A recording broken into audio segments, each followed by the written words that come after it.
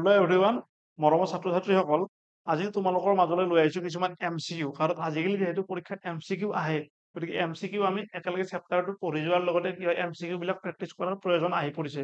গতিকে আজি আমি তোমালোকৰ বাবে কিছুমান MCQ লৈ আহিছো। সেই MCQ সমূহ আমি ইয়াত একেলগে আলোচনা কৰিম।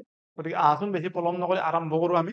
তোমালোকে এটা কাম কৰিবা, ইয়াত আমি যদি প্ৰশ্নৰ উত্তৰ তোমালোকে শুদ্ধ পোৱা ন, তোমালোকে নিজে জানিবা ন যে তোমালোকে ভাবা উত্তৰটো শুদ্ধ হৈছে নে। যদি হৈছে তোমালোকে 8 প্লাছ কৰিবা, আৰু যদি তোমালোকৰ ভাবা উত্তৰটো ভুল হৈছে তেতিয়াহ'লে তোমালোকে 0 প্লাছ কৰিবা, আৰু শেষত তোমালোকে কিমান নম্বৰ পালা আমাক তোমালোকে কমেন্ট ছেকশ্যনত জনাবা। হা, ঠিক আছে। প্ৰথম প্ৰশ্নটো কি আছে আমাৰ চোৱা, কোনটো অংগাণুৱে কোষক আকাৰ প্ৰদান কৰে? যে কোনটো অংগাণুৱে কোষক আকাৰ আৰু ৰক্ষা কৰে, মানে কোনটো অংগাণুৱে কোষক আকাৰ প্ৰদান কৰে আৰু লগতে ৰক্ষাও কৰে? কি কি আছে? মাইটকণ্ড্ৰিয়া, নিউক্লিয়াছ, কোষ বেৰ আৰু ৰাইবোজম। গতিকে চোৱা, মাইটকণ্ড্ৰিয়াটো নহয়, নিউক্লিয়াছেতো ইয়াক মানে আকাৰ প্ৰদান নকৰে, ৰাইবোজমটো নহয়, গতিকে আমাৰ উত্তৰ হ'ব কি তোমাৰ কোষ বেৰ।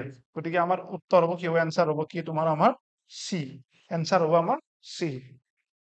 নেক্সট কুৱেশ্যন কি আছে? কোনটো কোষত কোষ বেৰ পোৱা নাযায়? চোৱা, আমি আমাৰ কোষ বেৰক ইংৰাজীত কি কোৱা হয় তোমাৰ? চেল ৱাল, হয় নে নহয়? Cell wall. যে কোনটো কোষত চেল ৱাল পোৱা নাযায়? চোৱা, যে উদ্ভিদ কোষত পোৱা নাযায় নেকি, নে প্ৰাণী কোষত পোৱা নাযায়, নে জীৱাণু কোষত পোৱা নাযায়, নে সেউজ কোষ? গতিকে চোৱা, উদ্ভিদ কি বুলি কয়, সেউজ কোষটোতো আমি বাৰু ইমান বৰ বিশেষ আমাৰ গুৰুত্ব দিব লগা নাই, হয় নে নহয়? এই ধৰণৰ আমি বিশেষ আমি কোষ কমকে পাওঁ। জীৱাণু কোষত আমি ডাইৰেক্ট ক'ব নোৱাৰো, কিছুমান পাবও পাৰো নাপাবও পাৰো, ডাইৰেক্ট আমি অকমান এইটো আমাৰ কি হয় কনফিউজিং হয়। গতিকে আমি যিহেতু আমি ডাইৰেক্ট জানো উদ্ভিদ কোষ আৰু প্ৰাণী কোষ আমাৰ কিতাপত দিয়া আছে, আমি জানো কি হয় যে তোমাৰ উদ্ভিদ কোষত কোষ বেৰ পোৱা যায়। গতিকে পোৱা ক'ত নাযায়? তোমাৰ প্ৰাণী কোষত। তোমাৰ আমি ডাইৰেক্ট জানো আমাৰ কি হৈছে, প্ৰাণী কোষত কোষ বেৰ পোৱা নাযায়, আমাক নাযায় সুধিছে। গতিকে আমাৰ এনসাৰ কি হ'ব? তোমাৰ আমাৰ এনসাৰ হ'ব আমাৰ বি, হয় নে নহয়? গতিকে তোমালোকে এনসাৰ হ'ব বি। যদি শুদ্ধ হৈছে তোমালোকে 1 নম্বৰ যোগ কৰিবা তোমালোকৰ লগত। নেক্সট প্ৰশ্ন কি আছে? যে ৰাইবোজমৰ মুখ্য কাৰ্য কি? যে ৰাইবোজমৰ কাম কি? ৰাইবোজমে কি কৰে? খাদ্য সংৰক্ষণ কৰে নেকি, নে কোষ বিভাজনত সহায় কৰে, নে প্ৰটিন সংশ্লেষণ কৰে, নে শক্তি উৎপাদন কৰে? চোৱা, শক্তি উৎপাদনৰ কাম মেইনলি মাইটকণ্ড্ৰিয়াত। কোষ বিভাজনটো সম্পূৰ্ণ এটা বেলেগ প্ৰক্ৰিয়া, কোষ বেলেগ বেলেগ হোৱা প্ৰক্ৰিয়া, খাদ্য সংৰক্ষণটো এটা বেলেগ প্ৰক্ৰিয়া। গতিকে ৰাইবোজমক আমাক কি কোৱা হয়? যে প্ৰটিন সংশ্লেষণৰ ফেক্টৰী বা কাৰখানা বুলি কোৱা হয়। গতিকে আমাৰ এনসাৰ কি হ'ব? তোমাৰ এনসাৰ হ'ব বি। এনসাৰ হ'ব আমাৰ বি। গতিকে নেক্সট প্ৰশ্নটোলৈ যাওঁ আহাচোন। যে কোষৰ শক্তি কেন্দ্ৰ হিচাপে কোনটো অংগাণুক কোৱা হয়? যে অলপ আগতে মই ক'লো, যদি মনত পৰিছে চোৱা, কোষৰ অৰ্থাৎ মানে আমাৰ এনাৰ্জি হাউচ, শক্তি কেন্দ্ৰ, অৰ্থাৎ ক'ত শক্তি মানে উৎপাদন হয়, যে কোষৰ শক্তি কেন্দ্ৰ বুলি কোনটো কোৱা হয় তোমাৰ?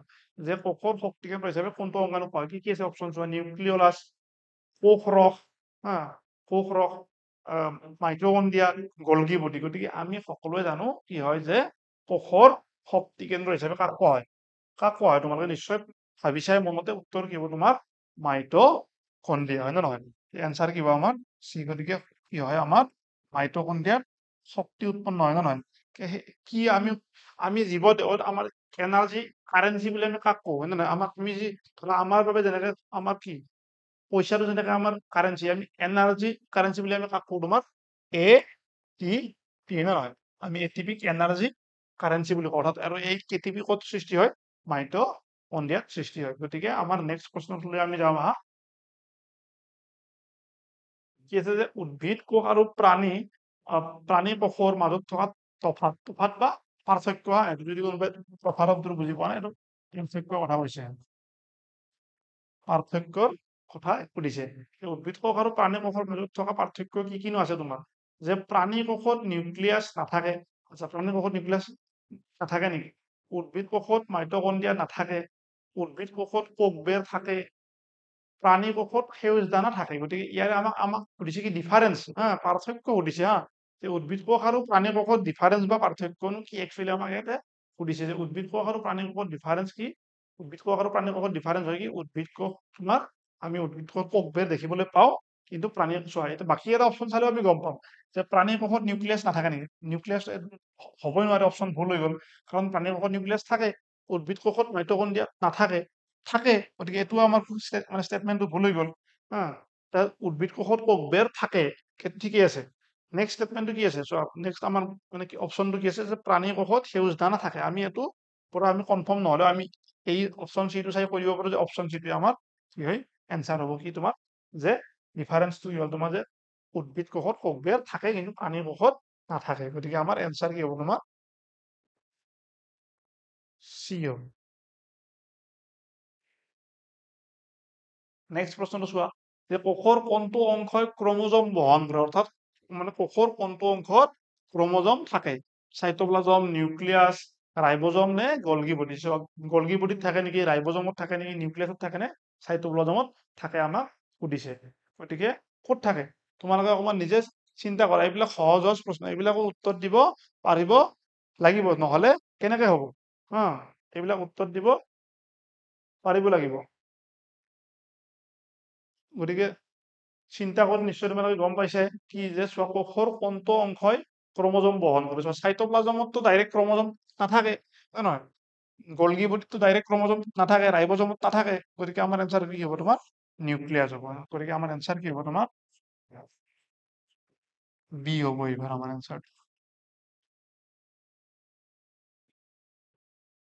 নেক্সট প্ৰশ্ন চোৱা যে কোষৰ ভিতৰত ৰস আৰু অন্যান্য উপাদান সংৰক্ষণৰ বাবে কোনটো অঙ্গাণু দায়ী যে কোষৰ ভিতৰত চোৱা বহুত কিবা কিবি আমাৰ কোষ অঙ্গাণু থাকে তাৰ ভিতৰত কিছুমান বিশেষ বিশেষ কাম কৰে তাৰে ভিতৰত তোমাৰ এই যিটো কি আছে তোমাৰ যে ৰস হয়নে নহয় যে ৰস আৰু মানে অন্যান্য উপাদান সংৰক্ষণ কৰিবলৈ মানে জমা কৰি ৰাখিবলৈ যে কোষৰ ভিতৰত ৰস আৰু অন্যান্য উপাদান সংৰক্ষণৰ বাবে কোনটো অঙ্গাণু দায়ী ভেকুৱল লাইসোজম ৰাইবোজম নে সেন্ট্ৰিওল সেন্ট্ৰিওলটো নহয় আমি জানোৱে ৰাইবোজমে আমি অলপ আগত পঢ়িলোৱে কি প্ৰটিন সংশ্লেষণত সহায় কৰে লাইসোজমে কি কৰে লাইসোজমে ইয়াৰ বেলেগ কাম এটা আছে তোমাৰ নহয় ই তোমাৰ বাহিৰৰ পৰা যদি কিবা বস্তু আহে আক্ৰমণ কৰি ধ্বংস কৰি দিয়ে গতিকে এনসাৰ হ'ব কি আমাৰ তোমাৰ ভেকুৱল নহয় এনসাৰ হ'ব আমাৰ কি তোমাৰ ভেকুৱল এনসাৰ হ'ব আমাৰ কি তোমাৰ এ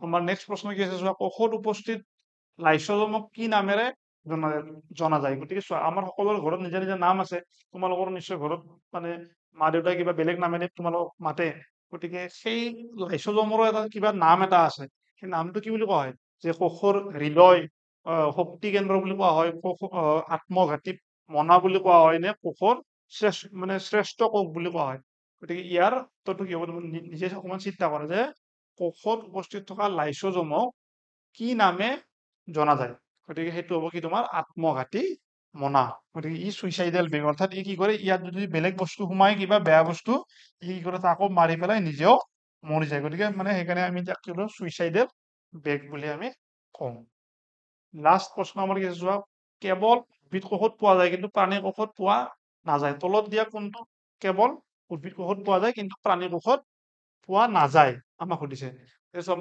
মাইটকণ্ড্ৰিয়া আমি সকলোতে পাওঁ নিউক্লিয়াছ আমি সকলোতে পাওঁ সেউজ দানাটো আমি সকলোতে পাওঁ নে নাপাওঁ তোমালোকে কমেণ্ট ছেকশ্যনত কোৱাচোন আৰু কোষবেৰ আমি কি হয় সকলোতে পোৱা নাযায় গতিকে আৰু সেইটো ক'ত পোৱা নাযায় প্ৰাণী কোষত পোৱা নাযায় গতিকে আমাৰ এনসাৰ কি হ'ব তোমাৰ এনসাৰ হ'ব চি